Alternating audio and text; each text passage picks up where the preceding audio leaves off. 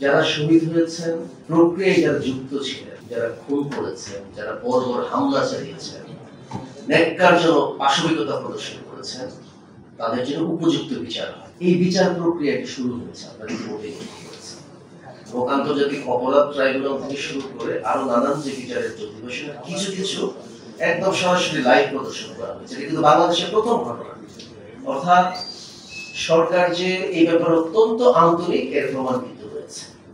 এবং আমরা আশাবাদী যে খুব দ্রুত সময়ে এই বিচার প্রক্রিয়াটি সম্পন্ন হবে এবং এর মধ্য দিয়ে আমাদের যারা শহীদ হয়েছে তাদের আত্মা শান্তি পাবে এবং অন্যান্য অপরাধের বিচার হবে।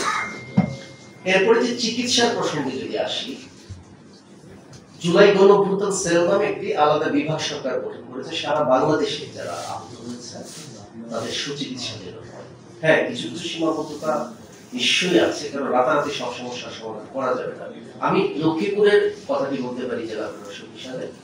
এখানে যোগদান করার পর যেসব তথ্য আমরা পেয়েছি, আমরা খুব গুরুতর আহত হিসেবে যাদের আমরা সাক্ষাৎ পেয়েছি তাদের জন্য বিশেষভাবে একটি চিকিৎসা সহায়তা আমরা দিতে পারি।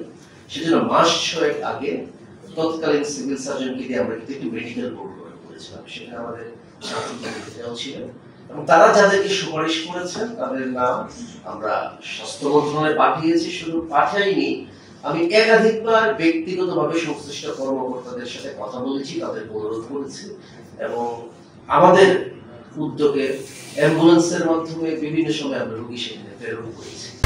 কালার এক্সপার্ট, জর্জ স্যাপ এবং মাইল্ড অন হ্যান্ডস টেকনোলজি সমৃদ্ধ অরিক্স ক্রিস্টাল ওয়াশ আপনার এবং এই বিশেষায়িত হাসপাতালগুলো তাদেরকে দেখেছে, চিকিৎসা করেছে, বিভিন্ন সহায়তা করেছে, ওষুধপত্র দিয়েছে এবং এটি কিন্তু তাদেরই সিদ্ধান্তের বিষয় যে তাদেরকে বিদেশে পাঠাতে হবে।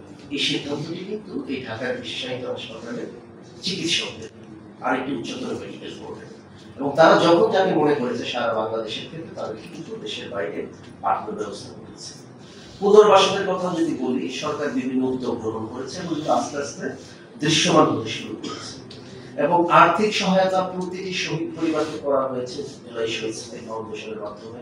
এটি অব্যাহত রয়েছে এবং লক্ষ্মীপুরের ক্ষেত্রে যেটি বলতে পারি, সরকার যে সহায়তা কার্যক্রমগুলো চালিয়েছে এর পাশাপাশি জেলা প্রশাসন তার নিজস্ব উদ্যোগে বিভিন্ন সময় কিন্তু শহীদ পরিবারদেরকে আর্থিক সহায়তা প্রদান করেছে, আহতদের পাশে দাঁড়িয়েছে।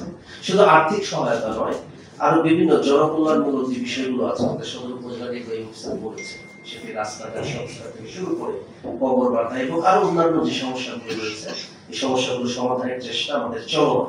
আমরা আশা করি দ্রুত সেগুলো সমাধান করতে পারবো। ঘোষণা করেছি যে মামলাগুলো আছে এই মামলাগুলো অত্যন্ত গুরুত্ব সহকারে দেখা হয় বর্তমানে। যে বৈষম্য বিরোধী আন্দোলনের যে মামলাগুলো, বৈষম্য বিরোধী আন্দোলনের ঘটে যাওয়া যে অন্যায়গুলো, এই অন্যায়গুলোর ব্যাপারে লক্ষ্মীপুর জেলা পুলিশ সর্বোচ্চ তৎপর। আমরা যেমন সমবেতী সহমর্মী, তেমন আমরা এটা যাতে ন্যায্য বিচার হয়, এটা যাতে সর্বোচ্চ যাতে আমরা শাস্তি ব্যবস্থা করতে পারি, এই ব্যাপারে আমরা তৎপর আছি। আমাদের কোনো ধরনের গাফিলতি নাই, আমরা আছি এবং আমরা থাকবো।